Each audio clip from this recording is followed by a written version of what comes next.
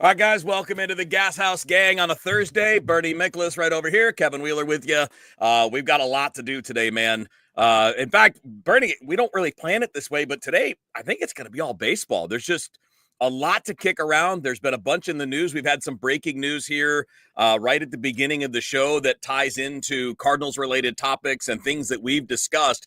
So we got a million places we can go. So far today, sounds like we're finally starting to get some movement in the market and have some fun stuff to talk about. No, let's go for it, because this is and always will be a baseball town. And some people get confused. They think because the fans may be disappointed and not buying as many tickets, that means the interest level in the Cardinals is down. I can testify as someone from my own YouTube channel. If I do a Cardinals video, people can't get enough of it. The interest is there, even if people are fed up with the team. They still want to know everything that's going on with the Cardinals. So, yeah, you never can go wrong in our town talking Cardinals baseball. No way. And thankfully for us, there's actually some news that ties into Cardinals-related topics. Let's start with the biggest of the news, because he's the biggest player on the market. So, like last night, Jeff Passan is reporting that basically Juan Soto is going to make up his mind before the winter meetings, maybe this weekend, which is good. And by the way, I don't understand why that would drag out, right? You clearly have the bidders. They're clearly going big. It's not like anybody's slow playing it. And if the player wants it to go faster, which Soto seems to, seems like it's gonna go fast. So that's a good thing, I think, for the rest of the market. And I actually think that the faster that gets done, the more likely it is the Cardinals will be able to ferret out maybe who has interest in Nolan Arenado, who has the money left over to take on a contract on a starting pitcher or something like that. No doubt about it. And I think this applies to the Dodgers. I mean, I know Nolan Arenado wants to be a Dodger. It's right. He's making that clear with his Instagram account. But if you're the Dodgers, first of all, you're not going to make any decision on Arenado and a trade with the Cardinals unless or until you know what Juan Soto is going to do, because they're hot and heavy into those negotiations with him. Yep. If they sign Soto, Mookie Betts goes back to second base. They'll keep Max Muncy at third base. Right. And some Cardinals fans that I talk to are under the impression that like Arenado's a better hitter than Muncy. No, he's not. No. Especially you're talking about a guy who just kills right-handed pitching. And they like Muncy's also just one of the most valuable Dodgers. The front office loves him. So Muncy would play third base. Shortstop, you have Gavin Lux, you have Tommy Edman. So in other words, where's you have Freddie Freeman at first. So where the heck is there room for Arenado? And especially you'd have to give up something. So that's just one example of a trickle-down effect based on what Soto decides, who he chooses to go to. Right. And then certainly there are a lot of teams, Bernie. I mean, like only one team's going to get him, which means 4 or 5 teams are going to miss out on their top priority, which means they're going to pivot.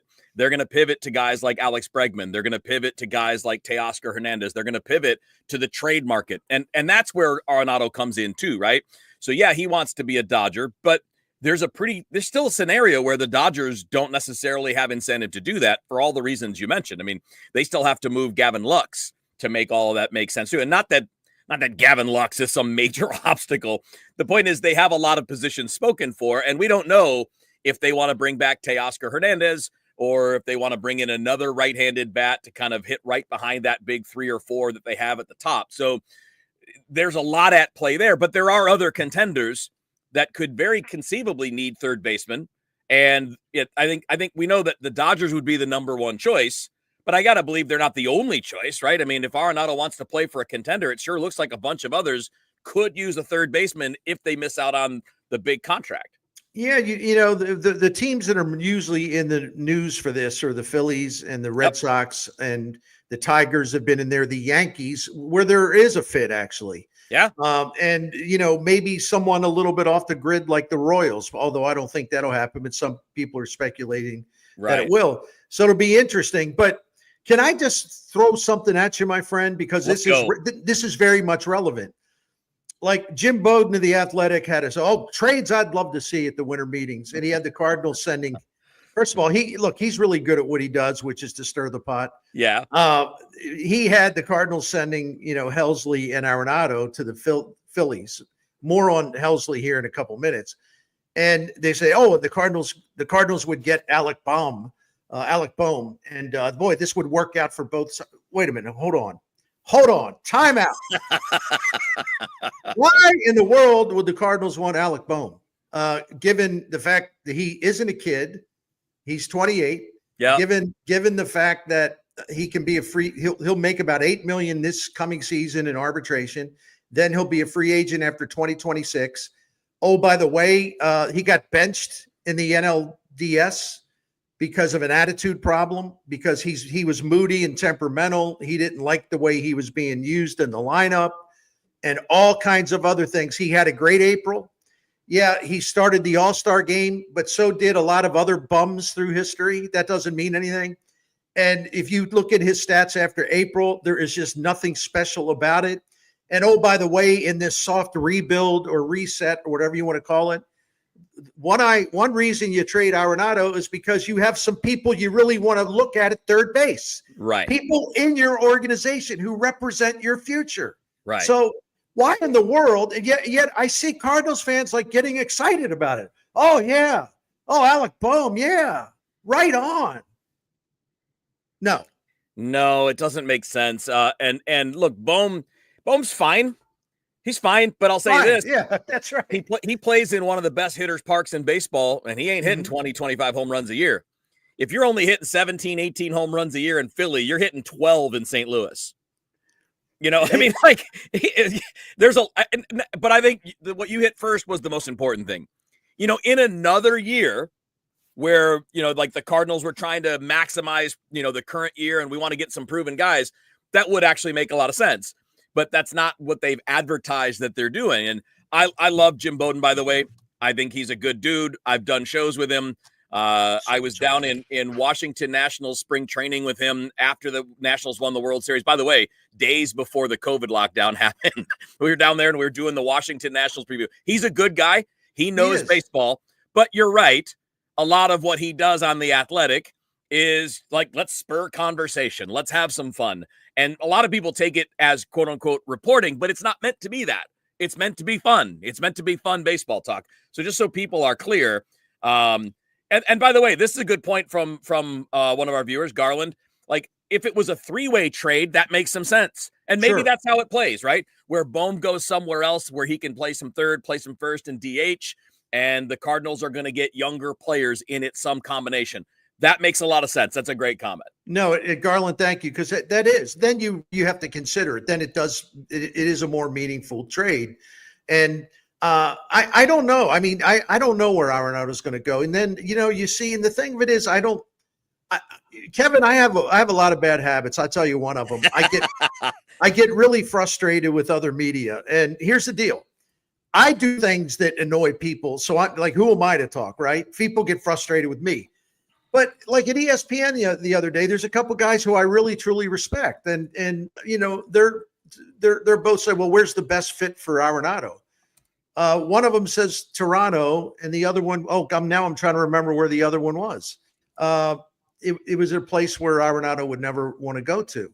So what is the point of talking about him as this market or that team's the best fits for him, when he's got a no trade clause, and both of those markets would be like down near the bottom of his so-called wish list. So why even put that out there?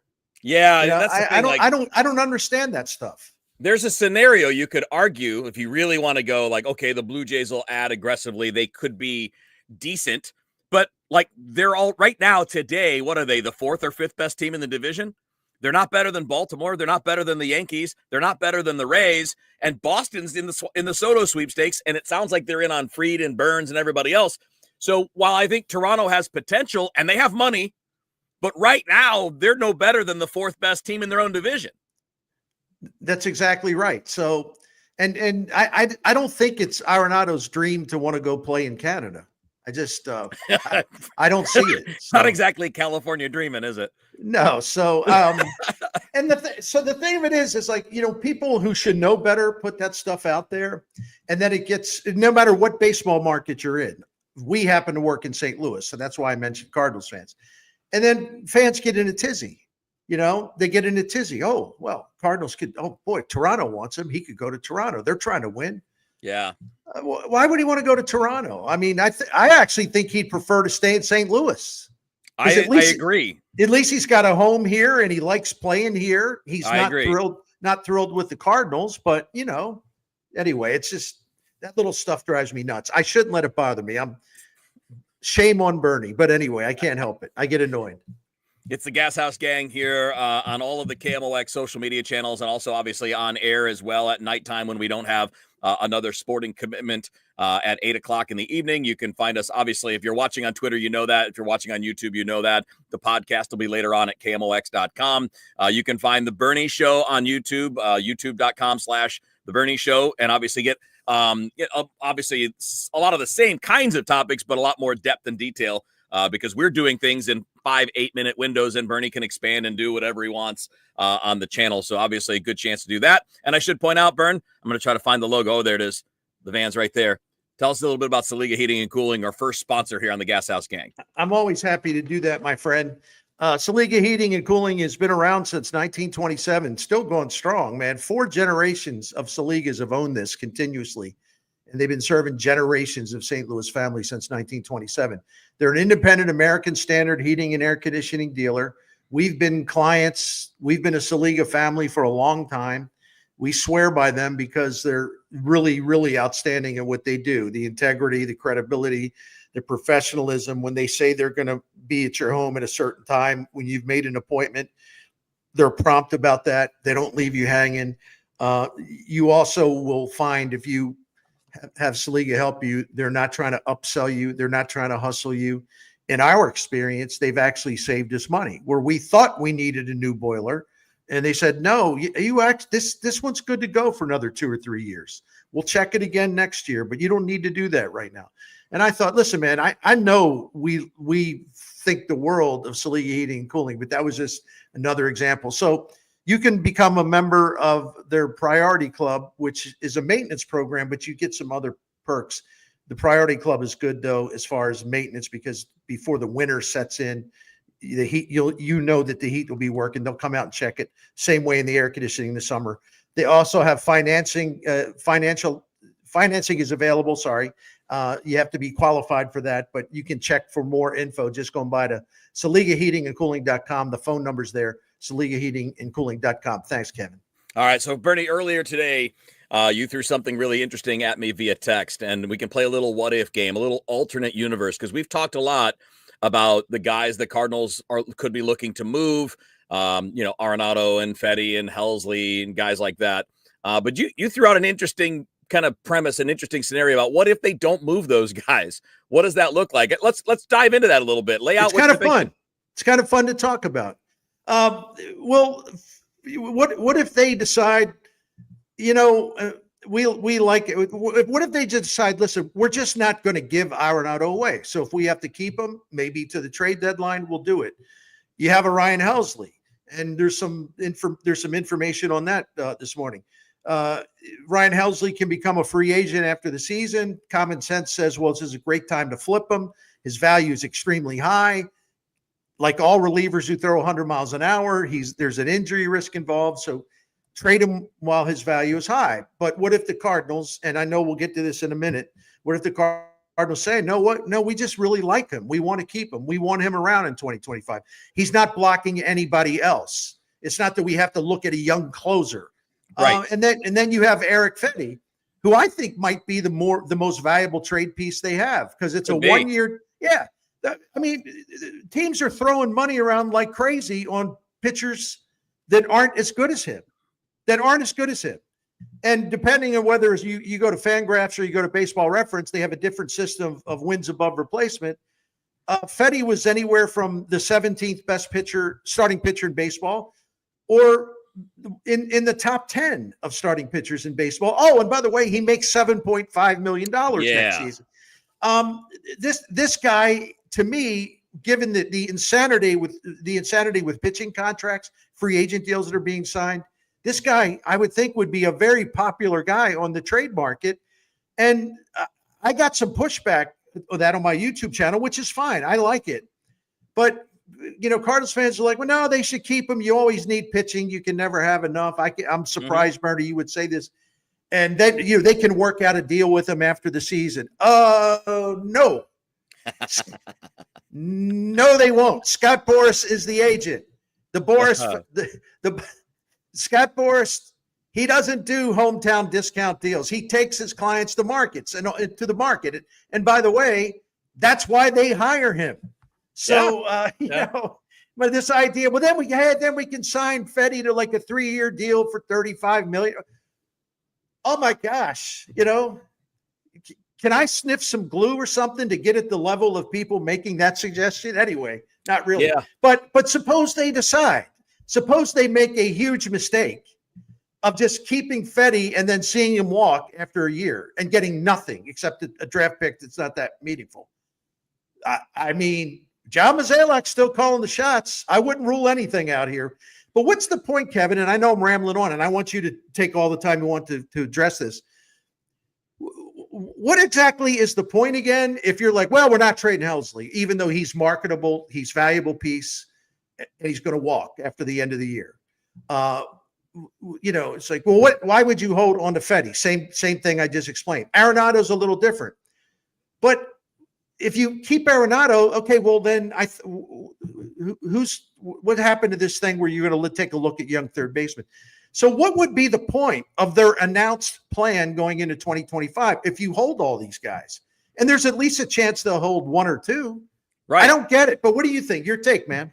It would have to come with corresponding moves, right? It would have to come with other players moving out. It wouldn't make sense otherwise. Or, and we're going to get to the Helsley thing in a second because there's a report today from Ken Rosenthal in The Athletic where he says the opposing clubs are kind of under the impression that the Cardinals are going to hold on to Helsley.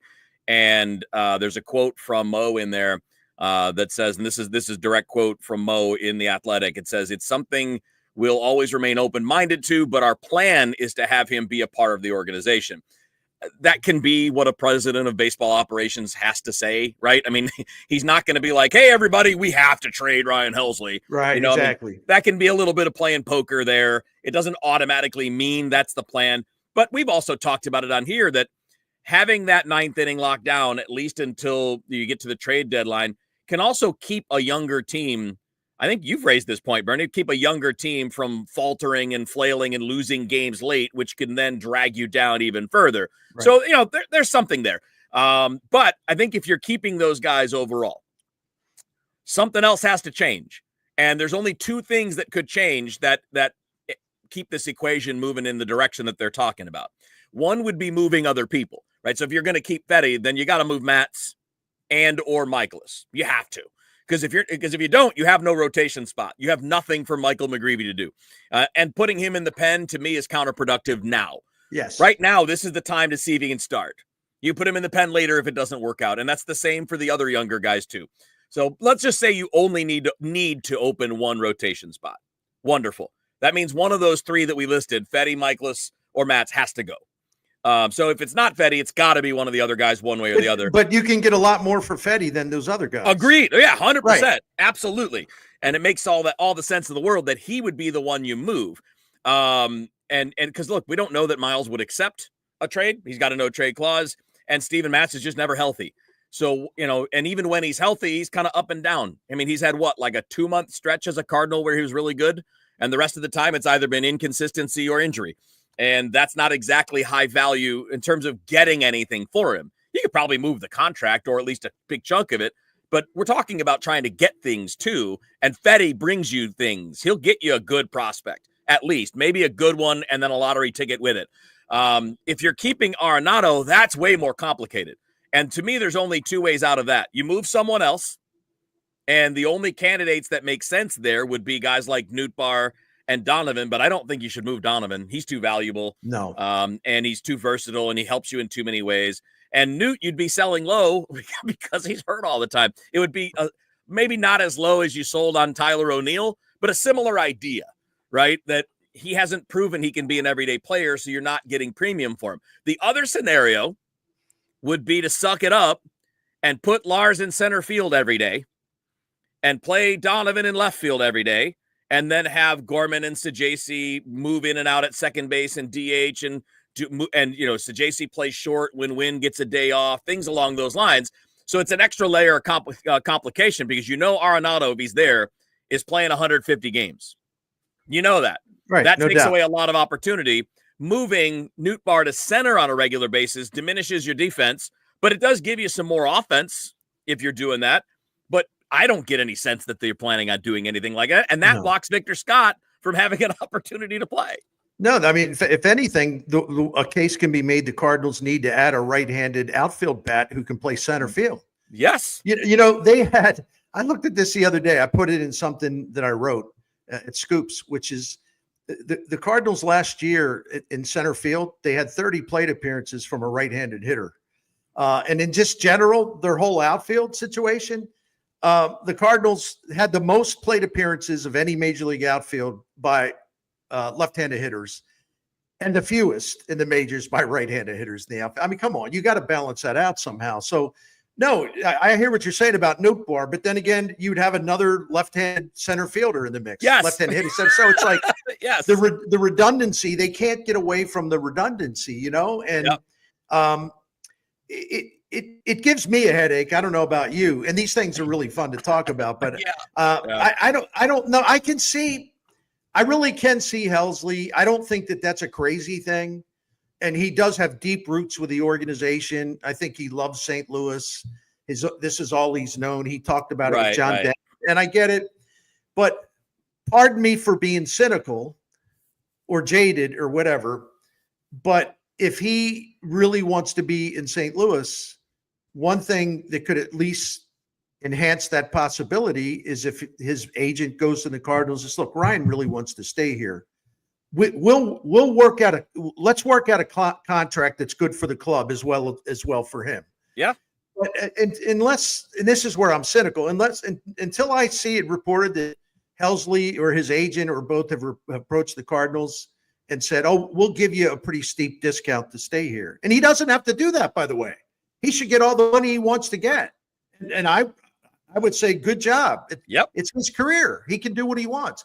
But if he really wants to stay, he could probably do at least one thing that would make that more of a realistic possibility. But if you keep him, but I could see keeping him because of what we talked about, and then flipping him at the deadline. This is where I'm a nervous Nelson, because it's like, okay, what if he blows out an elbow? Yeah. What if he gets the dreaded forearm strain that's often a precursor to serious elbow problems? Then what? Then you're hosed. Right. But I agree with what you said too, real quick. I wouldn't, I would expect John Mozeliak to take the public position. It's like, well, we don't feel like we really need to trade him. We're thinking about, right now we're thinking about him as being on our team and, blah, blah, blah. Well, that's what he's got to say. He'd be irresponsible if he didn't. He's letting everyone know we're not giving him away. So keep your low ball offers to yourselves. We're not interested.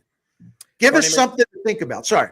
Yeah, no, amen. Bernie Miklasz and Kevin Wheeler with you on the Gashouse Gang. Let's expand on that a little bit because I think I want to differentiate between two different types of things that kind of ties all of this together. So one are the guys like Eric Fetty and Ryan Helsley who have clear, significant trade value.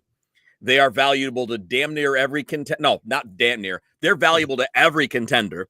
And in Fetty's case, he can be valuable to even kind of mid-level teams that may or may not be contenders, right? Those two guys have clear value and will clearly get you a good return. So we got those guys. And then we have the other guys who may or may not bring you much, right? Where the benefit really is the clearing of the deck for the young players to play and clearing as much payroll as you can possibly clear. I think if you end up holding on to Fetty and Helsley or Helsley because you're not getting the offers you think you should get for them, that makes total sense. Makes total sense. I don't think the return is the point with the other guys. I don't think the return is the point with Nolan Arenado. Right. I don't think it's the point with Matz or Miklasz. And just kind of building on the Arenado thing. Yeah, you want to get something, but what the bigger motivations are creating opportunities for your other guys and Right. saving as much of the money as you can, because it's not like you have to recoup what you gave up for him, because you didn't give up anything that you're currently missing. Austin Gomber is a major league pitcher, but he's a back end of the rotation major league pitcher. You have those. You're not hurting from that deal. So I hope that this isn't about the principle, like we need to get quality, because really the point is opportunity and cash. No, I agree. And not to repeat what you just said. Yeah. The reason why you trade Helsley and Fetty is because it's a forward thinking move and it fits into your template of like, we're not rebuilding, but we're going younger and we have to give opportunities to young players and we want to get more young players. That's why we're redoing the draft and the development and everything else. That's why we're getting up to speed, because our whole thing from this point forward is going to be, that's why we hired Chaim Bloom, is going to be about good young players constantly on the way to St. Louis, pitchers, hitters, whatever. That pipeline wide open again, the way it used to be at a high level. So, and that fits exactly what they're trying to do, is in a reset as an organization. So yeah, to me, it would be a waste not to take advantage of that opportunity, but I'm with you. And I would be presumably with the Cardinals, which is no, you're not getting those guys cheap. Not when you have the Sacramento A's or wherever they're playing. The A's are given 3 years and $67 million to Luis Severino. Yeah. The A's. Yeah. I mean, all these teams are breaking out in rashes.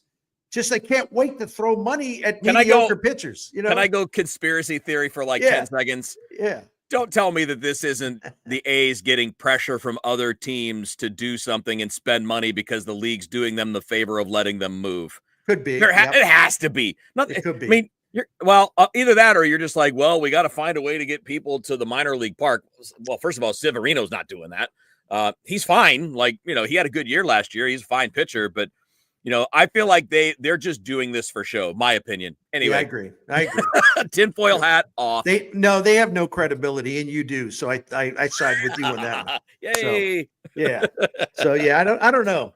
So we'll see what happens. It's an interesting off season, but this idea that, they're going to go basically into spring training and they're going to have, there's a possibility they're still going to have a lot of people in place where those people could have gotten you young talent in return that fit into your program. It's just, then I'll have to take the opinion of if this was your marketing plan to the fans and then you didn't follow through with it, what the heck was that all about? Yeah, that's why I think they are going to move some of these guys. I do too. Too. I think, there's always the possibility you don't, but I think it makes it way more sense to move Arenado. Given he's not going to gain value the older he gets. Now, we could say, if he has a big off season of work and he has, 3 good months to start the year, well, then maybe a contender goes, right. He looks like Nolan Arenado again. But that's also the risk that you're talking about on the opposite side of like a Ryan Helsley getting hurt. What if it gets worse? What if it doesn't get better? Let me throw one other. This is very much related. We know that John Mozeliak obviously is still the president of baseball operations, and Chaim Bloom's mostly, overseeing this massive project of the player development in minor league infrastructure. Yeah, he's under the tarp doing construction. Yeah, and they're making great hires, by the way. But the interesting thing, Chaim Bloom may not technically be making trades this offseason, but in the case of a Helsley, and in case of Fetty, and in case of Arenado, at the end of the day, shouldn't this be up to Chaim Bloom whether to trade? Like, if there are offers coming in, no disrespect to Mo because he has the title, and everybody wants to drive him to the river and dump him in, like today, and that's just the way it is. But Chaim Bloom has got to make these calls. If they're being, first of all, he knows a heck of a lot more about prospects than anyone in the Cardinals organization. This is his thing. He's really good at it. And he can identify prospects and judge whether it's a worthy return for any of these guys. And it's different standards, of course. He's got to make the call, right? He has to. Because again, this directly impacts the Cardinals as they stand when he officially becomes a baseball president of president of baseball operations. Right. He's got to make the call whether they want to just say, no, Mo made the trade. They can say that all you want. I can't imagine a scenario where Chaim Bloom is not the person that makes the ultimate decision about whether to trade Helsley based on offers or trade Fetty based on offers, and to a lesser extent, Arenado. All right, this is the Gashouse Gang on KMOX. Kevin Wheeler, Bernie Miklasz, our early sponsor, and obviously we'll be adding more as we go, but our earliest, our first, and the first group to step to the plate were your buddies at Saliga Heating and Cooling. Listen, Dan Saliga I feel like he's part of our family because we've dealt with him so many years for whatever our needs may be in heating and cooling. We love the fact that we can call Saliga Heating and Cooling, that independent American standard heating and air conditioning dealer. We love the fact that nobody wants problems with their heating and cooling. Nobody wants repairs. No one wants trouble. But we're grateful that we can call Saliga because we trust them and we know they'll fix it and they'll take care of it. And they're not going to try to hustle us, upsell us, talk us into something that we're not sure about. But they say, well, trust me, you need it.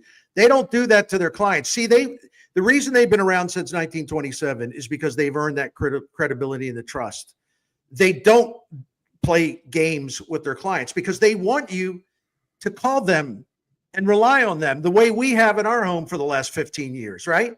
So that's their business principle. No, we want people to trust us. We want people to feel good that if they have a problem, they know they can count on us and there's going to be no BS. And there's a lot of reasons why we love Saliga Heating and Cooling, but really the integrity is near the top of the list, if not the top of the list. They do residential work, commercial work, all makes and models. The best thing for you to do and ask them about that Priority Club maintenance program. It's really, really good and it's worth it. You'll get peace of mind and you'll save some money. But you can go to SaligaHeatingandCooling.com, SaligaHeatingandCooling.com, and you can see the phone number there. And don't forget, financing is available, but for qualified buyers. So that's SaligaHeatingandCooling.com. Thank you, Kevin. All right, so we got about 6-7 minutes left. Let's get to this thing that was buzzing yesterday. Benji Molina, who I love, by the way. Benji is a great, great dude, does a lot of great stuff in the community. So I don't really want this to be about, picking on Benji or punching Benji or anything like that. But, he went on an interview and talked about Yadi having interest in being the Cardinals manager. And it got a lot of buzz. People love Yadi. I don't know about you, but Vern, I don't know that there's been a more popular Cardinal, more beloved Cardinal than Yadier Molina in the last 15, 20 years. No knock on Albert, but Albert left and Yadi stayed. Right. Right. And so Yadi's a lifetime Cardinal.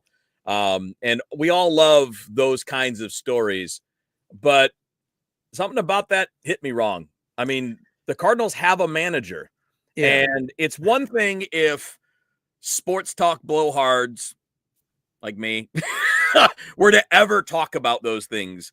That's a different thing than someone's brother. I think that's, again, if you're watching Benj, I love you, dude. You're one of the nicest people I know, but that's wonderful, not fair. Guy. It's not fair to Ali Marmol. It's not, because what we're doing here is talking about a franchise legend who is a Hall of Fame player who is incredibly popular, and just invoking that is going to do nothing but create heat for the current manager, who the team has committed to for the time being. It'd be different if there had been a firing and you're lobbying for an open position. But I would say that people in these kinds of positions, regardless of who they are, probably shouldn't do that. It's unfair to Marmol. And I know a lot of fans would say, well, who cares? Okay, whatever. Duly noted. But it is unfair where the guy's, trying to manage for his job. Now, all of a sudden, he's got the specter of a Cardinals icon hovering over this. And you know who else it's unfair to is Chaim Bloom. Because great point. Yeah. Chaim Bloom's taking this baby over, and he's going to have a major say in a lot of major decisions this season, during the season. So you recruited Chaim Bloom. You've given him this enormous task of rebuilding your farm system and minor league system and everything that comes with it, and putting together a whole new operation, right? So at the end of 25, it comes time to make a decision. Do you stick with Ali Marmol for a final season of his contract? Okay. Right. Or do you decide a change is best for everyone? Now, what if the Cardinals exceed expectations? And again, I know that there are people watching this. I don't know how many that would agree with this, but I hear from them all the time. It would be like, who cares? They just don't like Marmol, right? And what whether he wins or not is irrelevant to them. So Chaim Bloom's going to have to decide, first of all, do I keep the manager that I have? And if he does a good job and the Cardinals exceed expectation, keeping him would be justified. If we're even trying to be objective, if they exceed expectations and play surprisingly well, better than people think, what would be the point of like firing him at that point? I think differently than people that get emotional and they decided whenever they hate Marmol because he's Mosaic puppet or whatever the theory is, right? The other thing is, okay, suppose he decides to make a managerial change. I would think Chaim Bloom's got a list already just because that's what they do. They think ahead. They think ahead of people that he think would be outstanding managers and people that he would be compatible with and would share his philosophy. So now all of a sudden you sort of put Chaim Bloom in a corner because when you have the public, at least a lot of the public, hollering for Yadier Molina. And even though if you don't think he's the guy you want because you wonder if it's a fit in philosophy, whether you're going to be compatible, but you back him into a corner to where if he doesn't hire Yadier Molina, all of a sudden Chaim Bloom goes on the haters list, right?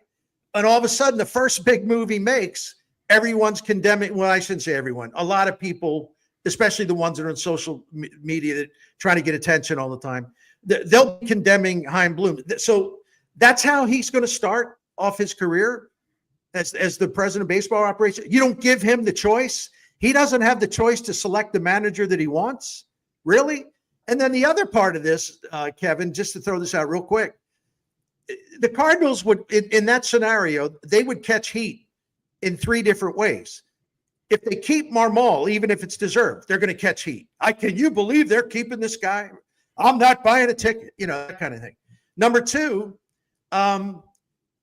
they do bounce Marmol and they hire Molina, even though the guy running the team has some real reservations about it, but he's doing it because he doesn't want to, immediately go to the top of the enemies list among Cardinals fans that want certain things. And the third thing, if they do hire Molina, let's just play this game. They do hire Molina. You know this. I know this. There would be a reaction by some fans, a pretty good percentage of fans, who would say, well, I like Yachty, don't get me wrong, but DeWitt's doing this just to make money. This is about marketing. This is about PR.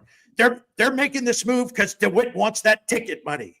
Yeah. So wherever they turn, they're going to catch it. They're going to catch heat. They're going to catch grief. There at least percentages of people in all these different categories will be angry at them. So good job, Benji. The other thing about Benji, love him too, but he said that Molina has offers now from major league teams. He said offers, plural. Well, there's no jobs. So I don't know what he's referring to. The other thing he added, and we should point this out, is that Yadier would prefer to do this maybe in a couple of years because I think wants to see his son graduate. I'm assuming it's high school. So this is kind of a mess. And what about the fans who I hear from a lot talk about, well, can you trust Yachty? What happened to this consulting job he had? He never reported. He never did anything last season. What about him leaving the Cardinals to go watch his pro basketball team when he was still a player? People will bring that up. I'm not saying that to cheap shot Yachty. No. People will bring that up. So this is not a cut and dry situation. To me, it's complicated primarily because what's the point of bringing in a whole new guy to run your entire operation if you're not going to let him choose the manager that he wants? No, that's a great point. And by the way, anybody that wants a lot more depth on that, go to youtube.com/The Bernie Show. At The Bernie Show, you went on, I think, was it 20, 25 minutes on the topic today? Yeah, So a lot more maybe detail. 20, maybe 23. That's that's light for me, actually. But a lot more than we can do in 6 or 7 minutes, which is the point. So if you want to I touched on the high points, but that, like you said, you can get more on there. So I had some fun with it too. I would also caution, I would also caution people this. Go look at the list of major league managers and then the most successful major league managers and tell me how many of them were Hall of Fame players. Not many. Yeah. Because a lot of people that had the success that Molina had, making, 150, 200, $250 million and all of that, they don't necessarily end up being managers. You can draw your own conclusions as to why, but like the current manager who had the best career is probably Aaron Boone. Aaron Boone was a pretty solid player for a pretty good amount of time, but Aaron Boone's not a Hall of Famer. You just don't see too many of those things. So I think that's a thing to think about is like, why is that? And I didn't get into this in my video, so I'm glad you brought it up, and let me know when I need to shut up. But on the other hand, Yadier Molina was heralded for a long time, 2 decades, for his leadership ability, his baseball intelligence, the way he sees things that no one sees, this innate sense of, what pitch to call, what to do. He thinks as a manager.